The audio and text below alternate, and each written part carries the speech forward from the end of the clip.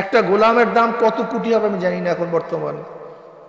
100 গোলাম আজাদ করলে যেই পরিমাণের সওয়াব, 100 বার সুবহানাল্লাহ পড়লে সেই পরিমাণের সওয়াব হয়ে যাবে। উম্মে হানি তুমি 100 বার আলহামদুলিল্লাহ পড়ো, আল্লাহর রাস্তায় 100 ঘোড়া যুদ্ধের ময়দানে দান করলে যেই পরিমাণের সওয়াব এই পরিমাণের সওয়াব হয়ে যাবে। উম্মে হানি তুমি 100 বার আল্লাহু আকবার পড়ো, আল্লাহর রাস্তায় 100 উট দান করলে যেই পরিমাণের সওয়াব ওই পরিমাণের সওয়াব হয়ে যাবে। যদি 100 বার লা ইলাহা ইল্লাল্লাহ পড়া আসমান জমিনের খালি জায়গা সব নেকে ভরে যাবে। আজকে যদি আমি প্রশ্ন করি 100 বার সুবহানাল্লাহ, 100 বার আলহামদুলিল্লাহ, 100 বার আল্লাহু আকবার, লা ইলাহা ইল্লাল্লাহ কে কে বলছেন দেখবেন অনেকটাই হাত আগ নিচে আমি করছি হাত তুলতে। কথা বয়ান শুনেন বুঝেন, দেখবেন আমরা অনেকেই হাত তুলতে পারবো না, অনেকেই না। কিন্তু যারা তরিকাতপন্থী তারা সবাই কিন্তু হাত তুলতে পারবে। বাসা সবাই, আপনি 4 দিন এসে নাকি বসেন,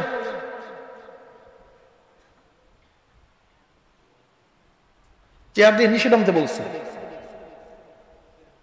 এই সবাই সাথে বসে।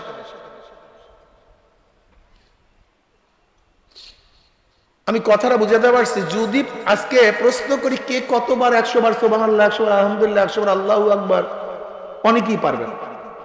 কিন্তু যারা তরিকাতপন্থী, যারা তরিকা আসলে হক্কানি ওলামায়ে কেরামের সাথে সম্পর্ক রেখে তারা হাত তুলতে পারবে। কি বুঝলেন? হাদিস জানি কিন্তু মানতে পারি না, হাদিস জানি মানতে পারি না। আবার দেখবেন অনেক স্কুল কলেজ ইউনিভার্সিটির ছাত্র বাবারা তারা বলে হুজুর সুবহানাল্লাহ আলহামদুলিল্লাহ পড়া তো আমাদের কাজ না হুজুর, এটা তো মৌলবীদের কাজ, মোল্লাদের কাজ। কি কথা ঠিক না? আপনি কি বিশ্বাস করবেন এটা স্কুল নাকি? এখানে স্কুল আছে না কাছে? হ্যাঁ, এই বাম পাশে কলেজ।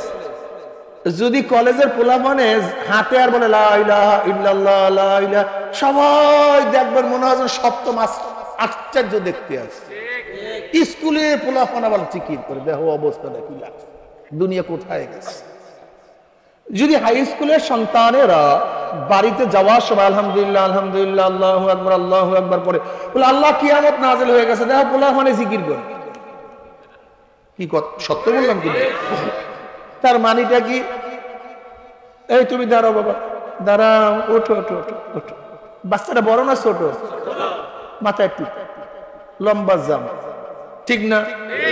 বসো বাবা, কি সুন্দর। তার মানে মনে হয় ওর কবর ভিন্ন। আবার ওই ডিজাইনের আর এক স্কুলের ছাত্র, তার দেখবেন প্যান্ট শার্ট টাইট প্যান্ট আবার হাফ প্যান্ট পড়তে পারে, তা ওর কবর ভিন্ন, ঠিক আছে না ভাই? হ্যাঁ, এই বাচ্চাটা এই মৌলবী সাজছে অল্প বয়সে, আপনার বাচ্চাটাকে আপনি টেডি সাজাইছেন, তার মানে ওই টেডিওয়ালার কবর ভিন্ন আর এই বাচ্চাটার কবরটা ভিন্ন, ঠিক না? হ্যাঁ, ও একই কবর, তাই আমল ভিন্ন কেন? কবর যদি একই, প্রশ্ন যদি একই হয়, তাই বই ভিন্ন কেন? প্রশ্ন যদি একই হয়, পড়া ভিন্ন কেন? প্রশ্ন যদি একই হয়, কাজ ভিন্ন কেন? এই প্রশ্নের জবাব দিতে হবে আপনাকে অবশ্যই। যদি একই প্রশ্ন হয় তাহলে পড়াশোনা কি হবে? যদি বাচ্চার কবর আর তোমার ছেলের কবর একই হয়, তো এই বাচ্চা কেন মৌলবী সাজবে, তোমার ছেলেকে কেন টেডি সাজাবা? এই প্রশ্নের জবাব দিতে হবে তোমাকে, অবশ্যই জবাব দিতে হবে। দেখেন আপনাদের মধ্যে আমি দেখছি, আমি গবেষণা করে যে সমস্যাটা সৃষ্টি হয়েছে, আমাদের সাধারণ বাবারা, আমার যারা নামাজ পড়ে না, রোজা রাখে না, আমার ওই সমস্ত বাবারা মনে করে, যে সমস্ত আমার মারা বেপর্দা চলে, বেরকা পড়ে না, তারা মনে করে হুজুরদের জগৎ ভিন্ন, আমাদের জগৎ ভিন্ন। এই হুজুররা মনে হয় ভিন্ন গ্রহের লোক, এরা এই গ্রহের লোক না, আমাদেরকে ভিন্ন গ্রহের লোক মনে করে এরা। ও দেখবেন বলে হুজুর, আপনারা তো হুজুর, আপনারা বুঝবেন দেখেন বলে, কিন্তু ওর ধারণাই কি যে আমরা হুজুর মানি ভিন্ন জগতের, ভিন্ন গ্রহের, অন্য দেশের, আমরা এই দুনিয়া কিছুই বুঝি না, ফিয়া খুব। অথচ তুমি যে মেটাল অরিজিন, আমার একই অরিজিন, তোমার মনেও যা চায় আমার মনে কিন্তু একই জিনিস চায়। তুমি যে খাদ্য খাও আমি কিন্তু একই খাদ্য খাই, তোমার যে চাহিদা আমার কিন্তু একই চাহিদা। তুমি কেন বুঝতেছো না? ইমাম গাজালি রহমতুল্লাহ আলাইহি বলেন আল্লাহ পাক তার কুদরতে 3 ধরনের মাখলুকাত সৃষ্টি করছেন। কয় ধরনের ভাই?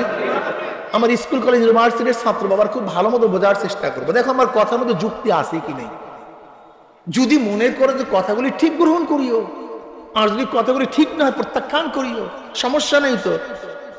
ইমাম গাজালি রহমতুল্লাহ আলাইহি বলেন আল্লাহ পাক তার কুদরতে কয় ধরনের মাখলুকাত সৃষ্টি করছেন? 3 ধরনের। নাম্বার 1 জানোয়ার, নাম্বার 2 ফেরেশতা, নাম্বার 3 মানুষ। জানোয়ার, ফেরেশতা, মানুষ। আল্লাহ পাক জানোয়ার সৃষ্টি করছেন, তাদের মধ্যে প্রবৃত্তি চাহিদা দান করছেন। চাহিদা প্রবৃত্তি দিছেন প্রচুর পরিমাণ। আকল নাই, জ্ঞান নেই। কি নাই? আকল নাই, জ্ঞান। ফেরেশতাদেরকে আল্লাহ পাক প্রচুর পরিমাণ জ্ঞান দান করছেন, আকল দান করছেন, চাহিদা দান করেন নাই। কি দান করেন নাই? উভয় সমন্বয় মানুষ। খুব ভালো মতো বুঝো, গরুর কি পায়খানা প্রস্রাব করার চাহিদা আছে কি নেই? কিন্তু কোন জায়গায় করব, কোন জায়গায় করা উচিত না, এই জ্ঞান। ধরে নেন মালিক নিজেই দুধ দহন করতেছে, হঠাৎ প্রস্রাব বা পায়খানার ব্যাগ আসছে গরু। এখন গরু কি করবে? না, এখন যদি কাজটা করি সোজা আমার মালিকের মাথায় পড়বে, কাজটা ঠিক না, এরকম চিন্তা করবে নাকি? কি নাই? আছে চাহিদা। পায়খানা প্রস্রাবের ব্যাগ চাহিদা আছে, কারবার শেষ। কোন জায়গায় করব? মসজিদের সামনে না রোডের মধ্যে না মানুষের মাথায় পড়বে, এই চিন্তার মধ্যে নেই। আছে কি? আছে কি? খানার চাহিদা, খাইতে মনে চায়। এইটা আমার মালিকের, এটা হালাল না হারাম, উচিত কি উচিত না, অন্যের ধান না আমার মালিকের ধান, এই চিন্তার মধ্যে হালাল হারামের তো বুঝ নেই, চিন্তাই নেই। খাওয়ার চাহিদা আছে, রান্না খাও, সমস্যা নেই। যৌনতার চাহিদা আছে। কিসের চাহিদা? এখন বাজার, সবার সামনে কাজটা করব কি করবো না, উচিত কি উচিত, এটা আমার মা না খালা না কি, এই চিন্তা তার মধ্যে আছে। চাহিদা, কিন্তু কি নাই? জ্ঞান নাই। কি নাই? ফেরেশতাদেরকে আল্লাহ পাক জ্ঞান দান করছেন, চাহিদা নেই। খাওয়ার চাহিদা, প্রস্রাব করার, পায়খানা করার, বিবাহ করার, সিনেমা দেখার, সুদ খাওয়ার, ঘুষ খাওয়ার, কোনো মেয়েদেরকে তাকাবার কোনো চাহিদা নেই। আছে শুধু জ্ঞান, নাই চাহিদা। উভয় সমন্বয় মানুষ। আচ্ছা, পায়খানা প্রস্রাবের চাহিদা মানুষের আছে কি নাই? কিন্তু আপনি কি এখানে করতে পারবেন? কেন পারবেন না? বাধা দিছে কে? হ্যাঁ, আপনি কি রাস্তার সামনে করতে পারবেন? কেন? তাই কিছু মানুষ করে না। কথা বলেন না কেন? কিছু মানুষ করে না, বাস সবাই সামনে বসে প্যান্ট খুললে দাম। ওর মধ্যে আর গরুর মধ্যে এই পেয়াকুব, তুমি ভাবছো কি চেহারার নাম মানুষ? এই চেহারার নাম মানুষ, এই চোখের নাম মানুষ, এই হাতের নাম মানুষ, এই কানের নাম মানুষ। এই পেয়াকুব, এইটাই তো সমস্যা। তোমার মূল সমস্যা ভাসছে কোন জায়গায়? তুমি ভাবছো মানুষের ঘরে জন্ম হলেই মানুষ হয়, এইটাই তোমার মাথার মধ্যে ঢুকছে পেয়াকুব। আচ্ছা বলো তো, অনেক মানুষের চাহিদা, অনেক ছাত্র স্কুল বাবা মাদ্রাসার ছাত্র এরকম থাকতে পারে, হাঁটিয়া যাইতেছে, দেখে পাকা আম, দারুণ পাকা আম, অমনি সেখান থেকে ছিঁড়ছে। যেরকম গরু হালাল হারামের তমিজ না করিয়া ও কি করলো, তোর মধ্যে আর গরুর মধ্যে পার্থক্য, কোনো পার্থক্য। ও একটা গরু, তো কোনো পার্থক্য নাই, তো কোনো পার্থক্য নেই। যৌনতা আসছে, হালাল না হারামে চিন্তা নাই, ওর মধ্যে শুয়ারের মধ্যে কুকুরের মধ্যে আর কোনো পার্থক্য নেই, একই জিনিস। বুঝাইতে পারছি? তুমি ভাবিও না চেহারার নাম মানুষ। যদি চেহারার নাম মানুষ হয় তাহলে ফেরাউনের চেহারা কিরকম ছিল? হ্যাঁ, নমরুদের, সাদ্দাদের, কারুনের, আবু জাহালের, সবই তো এরকমই চেহারার লোক, সবই তো এরকম। ওদের চেহারার মধ্যে পার্থক্য ছিল না তো, সবই তো এক। তোমাকে প্রথম বুঝতে হবে, মানুষের ঘরে জন্ম হইলেই মানুষ হওয়া যায়। এবার কি, এবার কথাটা কি?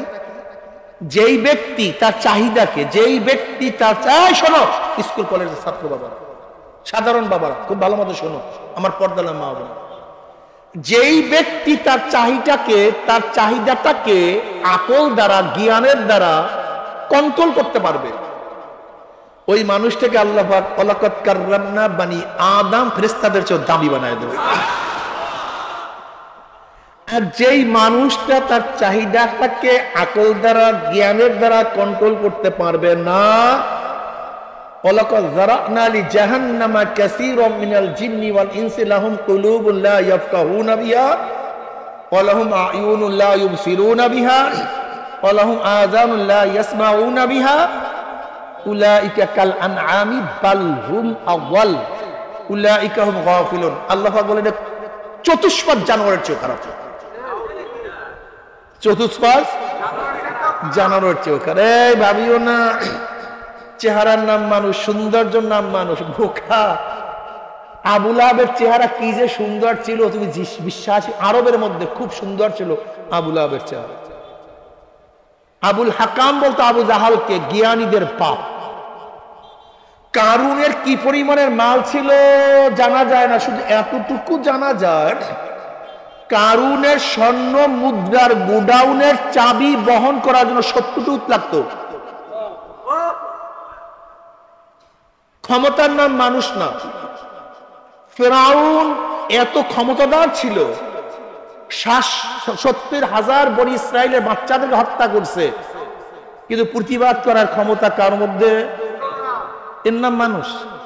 হ্যাঁ, টাকার নাম মানুষ, চেহারার নাম মানুষ। অথচ বেলালে হাবশি কালো, কুচ্ছিত, হাবশার লোক, নিজেও গোলাম, বাবাও গোলাম, দাদাও গোলাম, 1 টাকার মালিক না, 1 শতক জমির মালিক না। অথচ আল্লাহ পাক কেমন দামি বানায়া দিছে। বেলালে হাবশি হাটে জমিনের মধ্যে, পায়ের আওয়াজ আরশের মধ্যে। ও বাবা, বেলালে হাবশি কুরাইশিও ছিলেন। তুমি সৈয়দ, চৌধুরী, তালুকদার নিয়ে গর্ব করো, অথচ আবু জাহেল কিন্তু নবীর বংশধর ছিল। আবু লাহাব নবীর আপন চাচা ছিল। আবু লাহাব নবীর শুধু চাচাই না, আবার নবীর বিয়াইও বটে, উতবা উতায়বা। এই আবু লাহাবের 2 সন্তান উতবা উতায়বা নবী আলাইহিস সালাতু ওয়াস সালাম জামাতা ছিলেন, উম্মে কুলসুম এবং রুকাইয়া রাদিয়াল্লাহু আনহুমা। কিন্তু মানুষ হইতে পারে নাই, মানুষ হইতে পারে না, মানুষ ভিন্ন জিনিস। অথচ রাবিয়া বসির রহমাতুল্লাহ আলাইহা, কত সম্মানের সাথে তার নাম নেই। ইনি কি ছিলেন জানেন? লিউন্ডি, বাদী। উনি কিন্তু কালো ছিলেন, আবার খাটো ছিলেন, আবার বাজা ছিলেন, বাজা, বাচ্চা কাচ্চা হইতো না। অথচ তার নাম এখনো আপনাদের সামনে সম্মান শ্রদ্ধার সাথে নিচ্ছি। আমার যুবক বাবা, মুরব্বী বাবা, আমার পর্দার মা বোনেরা, মানুষের চেহারার নাম মানুষ। তুমি যে চেহারা নিয়ে এত চেষ্টা করো, সাধনা করো, এইটার অবস্থাটা কি হবে? ওমর বিন আব্দুল আজিজ রহমতুল্লাহ আলাইহি বলে, হে গোটা দুনিয়ার মানুষ, তুমি যাকে যত মোহাব্বত করো, সে মারা যাওয়ার 3 দিন পর তার দিকে তাকাইতে পারবে না। যে স্ত্রীকে এত মোহাব্বত করো, মারা যাওয়ার 3 দিন পরে দেখবা শরীর ফুলিয়া গেছে, চেহারা বিবর্ণ হয়ে গেছে, ফাটিয়া পুষ পড়া শুরু হয়ে গেছে, গন্ধ মারাত্মক। যেই স্বামীকে এত মোহাব্বত করো, মারা যাওয়ার 3 দিন পরে চেহারা বিবর্ণ হয়ে যাবে, গন্ধ শুরু হয়ে যাবে। ছেলেরা বলবে, জলদি আমার বাবাকে কবর দাও, জলদি আমার মাকে কবর দাও, জলদি ভাইয়াকে এখান থেকে সরায় আনাও। সুম্মা রাদাদনাহু আসফালা সাফিলিন, সুম্মা রাদাদনাহু আসফালা সাফিলিন। এই শরীর একদিন পচিয়া গলিয়া ফাটিয়া অস্তিত্ব বিলীন হয়ে যাবে। সেই শরীর নিয়ে এত টেনশন, এত সাধনা। যেই শরীরের শুরু আছে, শেষ আছে, যেই শরীরের ক্ষয় আছে, লয় আছে, সেই শরীর নিয়ে কত টেনশন। এই কোথায় যাও? আমেরিকায় যাই কেন? চিকিৎসা করাবার জন্য। কেন যাও? আমার চক্ষু খারাপ হয়ে গেছে। কোথায় যাও? সিঙ্গাপুর যাই কেন? বলে হার্ট অপারেশন করতে হবে। যেই হার্ট একদিন ধ্বংস হয়ে যাবে, সেই হার্টকে রক্ষা করার জন্য কত সাধনা তুমি করলা। যেই শরীরের ক্ষয় আছে লয় আছে সেই শরীরের জন্য কত টাকা ব্যয় করলাম, কিন্তু যেই রুহুর কোনো ক্ষয় নাই, যেই রুহুর কোনো লয় নাই, যেই রুহুর কোনো ধ্বংস নাই, যেই রুহু ধ্বংস হবে না, যে আগেও ছিল এখনো আছে ভবিষ্যতেও থাকবে, সেই রুহুর কোনো টেনশন তোমার মধ্যে আমার মধ্যে নাই। যেই বাড়ি গাড়ি নিয়ে এত টেনশন, সেই বাড়ি গাড়ি একদিন ছাড়তে হবে, কিন্তু যেই জান্নাতে একবার ঢুকলে আর বের করা হবে না, সেই জান্নাতের চিন্তা তোমার মধ্যে আমার মধ্যে নাই। আজকে দুনিয়ার শাস্তি থেকে বাঁচার জন্য কত সাধনা করো, জেল থেকে বাঁচার জন্য কত সাধনা করো, অথচ জাহান্নামের জেলের মধ্যে একবার ঢুকলে কি যে কষ্ট, ওই কষ্ট কেউ সহ্য করতে পারবে না। সেই জাহান্নাম থেকে বাঁচার কোনো টেনশন তোমার মধ্যে আমার মধ্যে নাই। তোমার সে আমার সে বড় বোকার কেউ হইতে পারে না। এ আমার ছাত্র বাবারা, এ যারা ঈমান আনছো, ও আমার কৃষক বাবারা যারা আল্লাহকে বিশ্বাস করছো, ও আমার মা বোনেরা যারা কিয়ামতকে বিশ্বাস করছো, তোমাদের হাতেও ধরছি পায়েও ধরছি, বোঝার চেষ্টা করে রে বা, বোঝার চেষ্টা করে রে বাবা। 1,02,24,000 পয়গাম্বর দুনিয়াতে আসছেন এই আল্লাহ বলার লোকদেরকে আল্লাহর সাথে মিলাইয়া দেওয়ার জন্য, বেনমাজি থেকে নামাজি বানাবার জন্য, খারাপ লোকদেরকে আল্লাহর সাথে মিলাইয়া দেওয়ার জন্য নবী রাসূলগণ দুনিয়াতে আসছেন। আজকে ওলামায়ে কেরাম তোমাদের হাতে এবং পায়ে ধরে মানুষ ফেরো, এ বেনমাজি আর নামাজ কাজা করিও রে, বেরোজগার আর রোজা ছাড়িও না, এ আমার দাড়ি কামান্না বাবারা আর তোমরা দাড়ির মধ্যে পোজ দিও না, এ আমার মা বোনেরা বেপর্দা হইও না, হে সুদ কর সুদ ছাড়িয়া দাও, দুনিয়া কিছু না, দুনিয়া কিছু না। এই চরমনাই ওয়ালারা সারাদিন মানুষকে ডাকে আল্লাহর দিকে, চরমনাই ওয়ালারা নিজেদের দল ভারী করার জন্য চেষ্টা করে না, চরমনাই ওয়ালারা নিজেদের কাফেলাকে বড় বানাবার জন্য তারা কোনো সাধনা করে। যাদের পোশাকের মধ্যে নবী আলাইহিস সালাতু ওয়াস সালামের কোনো চিহ্ন ছিল না, তাদেরকে কিভাবে নবীর সুরাত ধরানো যায়, এই টেনশনে আমরা আছি রে বাবা। আমার যুবক বাবারা, মুরব্বী বাবারা, পর্দা মা বোনেরা, যদি আল্লাহ আল্লাহর রাসূলকে খুশি করিয়া কবরে যাইতেই পারো, হাদিসের মধ্যে আসছে কবরের সাথে নবী আলাইহিস সালাতু ওয়াস সালামের রওজার সাথে সুরাক হয়ে যাবে, রাস্তা হয়ে যাবে। ফেরেশতারা প্রশ্ন করে, মান হাজার রাজুল, চেন ওই ব্যক্তিকে? আমার নবীকে ফেরেশতারা দেখে, দেখো এই ব্যক্তিকে চেনো নাকি? তখন হাজারো যুবক দেখবে নবীর মাথার সাথে তার মাথার মিল, নবীর চেহারার সাথে তার চেহারার মিল, নবীর পোশাকের সাথে তার পোশাকের মিল, নবীর নীতি আদর্শের সাথে তার নীতি আদর্শ মিল, নবীর দলের সাথে তার দলের মিল, নবীর সাথে তার নেতার মিল। দেখার সাথে সাথে বলবে, এই যে আমার নবী জনাব মুহাম্মদুর রাসূলুল্লাহ সাল্লাল্লাহু আলাইহি ওয়াসাল্লাম, ওনার প্রেমে পড়িয়া মাথার দিকে টুপি নামাই নাই, ওনার প্রেমে পড়িয়া স্ত্রী চলিয়া গেছে দাড়ির মধ্যে পোষ লাগাই নাই, ওনার প্রেমে পড়িয়া লম্বা জামাকে দিয়ে রাস্তা বের হওয়ার কারণে কত টিটকারি সহ্য করছি, কিন্তু সুন্নতি জামিমে গাড় থেকে নামাই নাই। ওনার আশা, ওনার প্রেমে পড়িয়া ওনার নীতি আদর্শ বাস্তবায়নের জন্য কত সাধনা করছি, ওনার নীতি আদর্শ বাস্তবায়নের জন্য কত মাইর খাইছি, কত রক্ত ঝরাইছি, আমি শহীদ হয়ে গেছি, কিন্তু ওনার আদর্শ ভুলি না। এই যে আমার নবী জনাব মুহাম্মদুর রাসূলুল্লাহ সাল্লাল্লাহু আলাইহি ওয়াসাল্লাম, আমার মাওলা ডাক দিয়ে বলে, সাদাকা আবদি, আমার বান্দা সত্য কথা বলছে। এ ফেরেশতারা কবরের মধ্যে জান্নাতের বিছানা বিছায়া দেয়, জান্নাতের পোশাক পরায় দেয়, জান্নাতের নাজ নিয়ামত দ্বারা গোটা কবরটাকে ভরিয়া দে। আল্লাহ তুমি কবুল করিয়া নাও। কিয়ামতের ময়দানে যখন আল্লাহ পাকের মুমিন বান্দা বান্দি উঠবে, আমার মাওলা ডাকিয়া ডাকিয়া আরশের নিচে ছায়া দিয়া দিবে। নবী আলাইহিস সালাতু ওয়াস সালাম নিজের হাতে হাউজে কাউসারের পানি পান করায়া দিবে।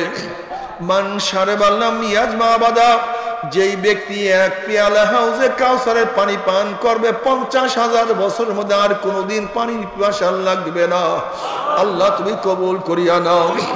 নবী আলাইহিস সালাতু ওয়াস সালাম ফরমান, হে আমার উম্মতরা, কিয়ামতের ময়দানে 3 জায়গা আমাকে খোঁজ করিও। হাউজের কিনারায় খোঁজ, মিজানের কাছে খোঁজ করিও, পুলসরাতের গোড়ায় আমাকে খোঁজ করিও।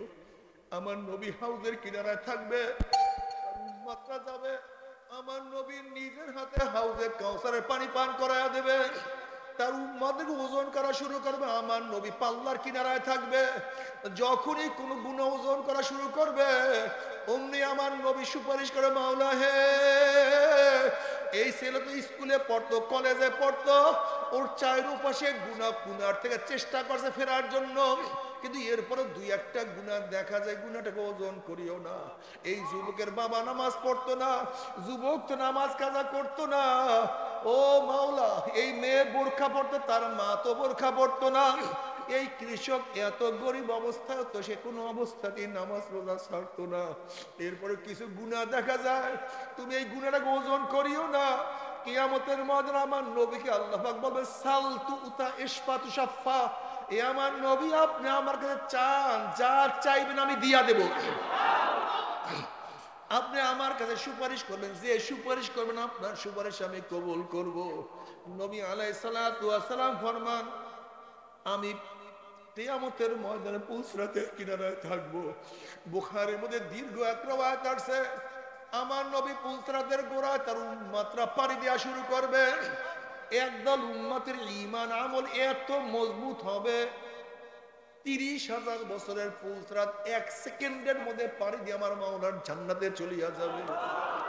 আল্লাহ কবুল করিয়া নাও, আল্লাহ সবার জন্য কবুল করিয়া নাও। একদল উম্মতের ঈমান আমল একটু দুর্বল হবে, বাতাসের গতিতে পুলসরাত পাড়ি দিয়া চলিয়া যাবে।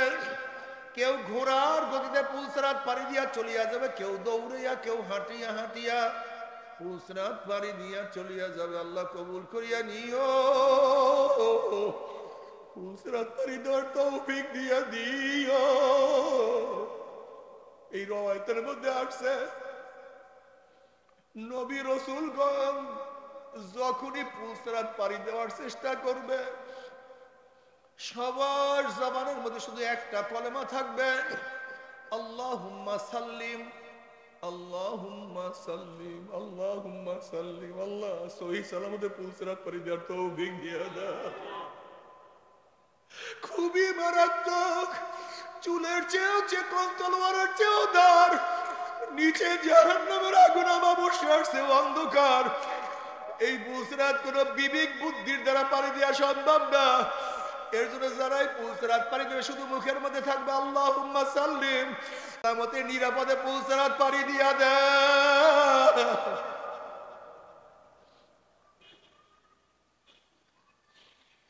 বাবারে কোনো টেনশন নাই, কোনো চিন্তা নাই, সারাদিন দুনিয়া দুনিয়া দুনিয়া করতে করতে জীবনটাকে ধ্বংস করিয়া ফেলাইলাম।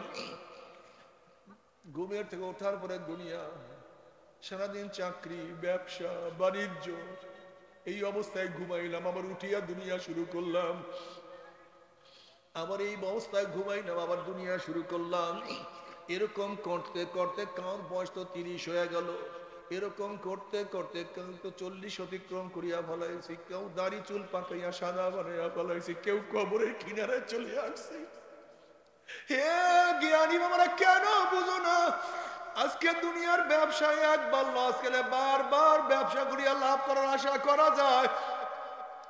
আজকে দুনিয়ার পরীক্ষায় একবার ফেল করলে বারবার পরীক্ষা দিয়ে পাশ করার আশা করা যায়।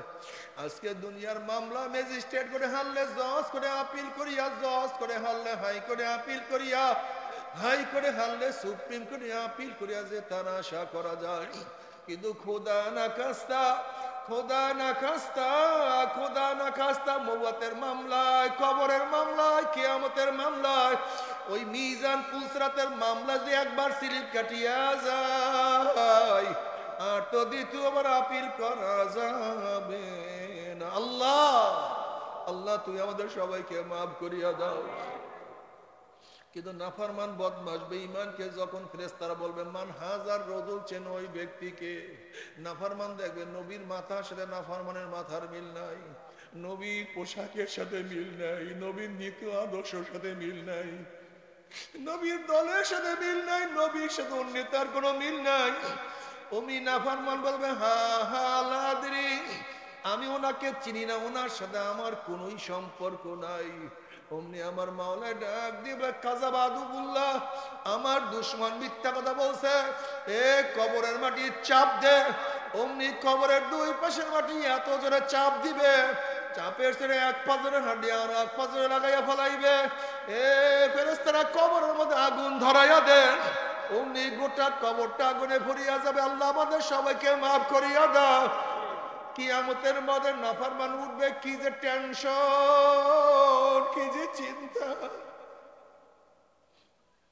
وأما من أوتي كتابه بشماله فيقول يا ليتني لم أوت كتابيا ولم أدر ما حسابيا يا ليتها كانت القاضية ما أغنى عني ماليا هلك عني سلطانيا خذوه فغلوه ثم الجحيم صلوه ثم في سلسلة ذرعها 70 ذراعا فاسلكوه। যাদের আমল নামা বাম হাতে পড়িয়া যাবে, বাম হাতটা সিনা ফাড়িয়া পিছনে চলিয়া যাবে, বলবে আফসোস, যদি আমি আমার আমল নামা না পাইতাম, যদি আমি হিসাবে সম্মুখীন না হইতাম, কবর যদি আমার শেষ ঠিকানা হইয়া যাইত। মা আবনা আন্নি মালিয়া হালাকান্নি সুলতানিয়া, কোথায় আমার দোকান, কোথায় আমার বাড়ি, কোথায় আমার জায়গা, কোথায় আমার জমি, কোথায় আমার টাকা। যে টাকা করতে করতে জীবনটাকে ধ্বংস করিয়া ফেলাইছে, যেই টাকা কামাই করতে গিয়ে নামাজ পড়ার সময় পাই নাই, যেই টাকা কামাই করতে গিয়ে হালাল হারামের তামিজ করি নাই, যেই টাকা কামাই করতে কত চুরি করছি, কত ডাকাতি করছি, কত খুন করছি, কত জুলুম, কত অত্যাচার করছি, কই এখন আর কিছু নাই। কোথায় আমার সম্মান, কোথায় আমার ইজ্জত, কোথায় আমার মেম্বারি, কোথায় আমার চেয়ারম্যানি, কোথায় আমার পীরগিরি, কোথায় আমার এমপিগিরি? নাই, কিছু নাই, কিছু নাই। মা আবনা আন্নি মালিয়া হালাকান্নি সুলতানিয়া, আমার মালও শেষ হয়ে গেছে, আমার সমস্ত ক্ষমতাও শেষ হয়ে গেছে। নাফরমান আফসোস করবে, হাত চাবাইবে। আল্লাহ পাক বলবে খুজুহু ফাগুল্লুহু, এ ফেরেশতা নাফরমানকে ধর, ওকে বান্ধিয়া ফেলান। এই আদেশ দেওয়ার সাথে সাথে একদল ফেরেশতারা 70 গজ লম্বা লম্বা আগুনের শিকাল নিয়ে নাফরমানকে পান দিয়া ফেলাইবেন। যেরকম পুকুরের পান মধ্যে শিকাল লাগাইয়া রশি লাগাইয়া টানতে টানতে কুয়ার মধ্যে ফেলাইয়া দেয়, এইভাবে নাফরমানের হাত পার মধ্যে জাহান্নামের শিকল লাগাইয়া টানা শুরু করবে। কত বাবা দেখবে ছেলেকে টানিয়ে নিয়ে যায়, কত ছেলে দেখবে বাবাকে টানিয়ে নিয়ে যায়, কত স্বামী দেখবে স্ত্রীকে নিয়ে যায়, কত স্ত্রী দেখবে স্বামীকে নিয়ে যায়, কত বড় ভাই দেখবে ছোট ভাইকে নিয়ে যায়, কত ছোট ভাই দেখবে বড় ভাইকে নিয়ে যায়, কত গোলাম দেখবে মালিককে নিয়ে যায়, আবার কত মালিক দেখবে গোলামকে নিয়ে যায়, কত মুরিদ দেখবে পীরকে নিয়ে যায়, কত পীর দেখবে মুরিদকে নিয়ে যায়। নাফরমান যাহা কিছু ধরবে সব ছুটিয়া যাবে, আটকাইতে পারবে না।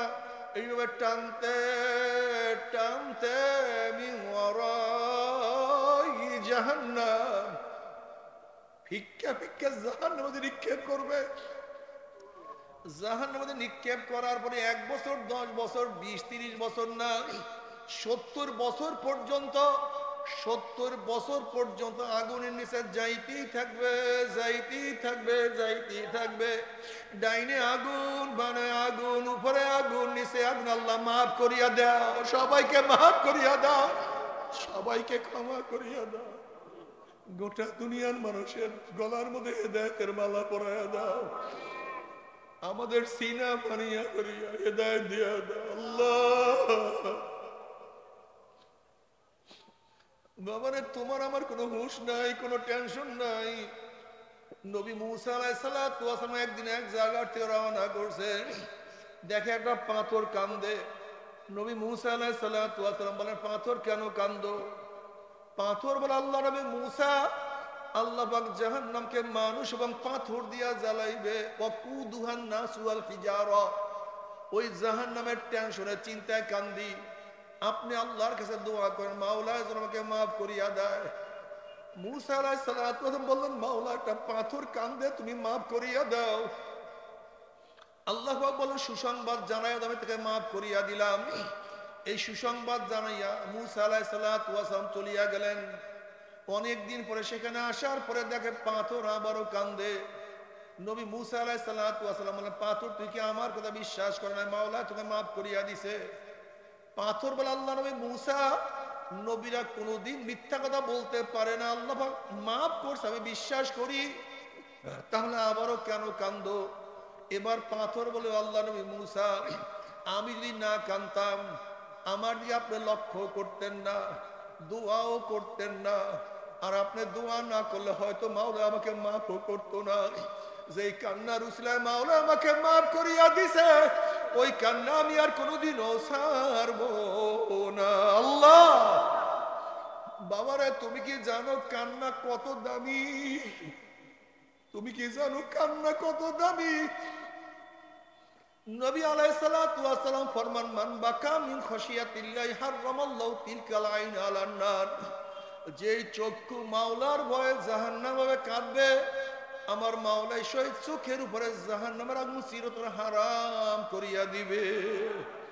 বাবারে কান্দিও, নামাজে কান্দিও, রুকুতে গিয়া কান্দিও, সিজদায় করিয়া কান্দিও, নামাজের দাঁড়াইয়া কান্দিও, রুমের মধ্যে যখন একা একা থাকবা মাঝে মাঝে কান্দিও, যখনই জঙ্গলে যাবা মাওলার সাথে কান্নাকাটি করিও। খুবই মজা, খুবই মজা, খুবই দামি। তুমি কি জানো কিয়ামতের ময়দানে নাফরমান কাঁদতে কাঁদতে চোখের পানি শেষ হয়ে যাবে, এরপর রক্ত বাইর হওয়া শুরু হবে। চোখের পানি রক্ত পড়তে পড়তে গালের চামড়া গোশত পচিয়া পচিয়া পড়িয়া যাবে।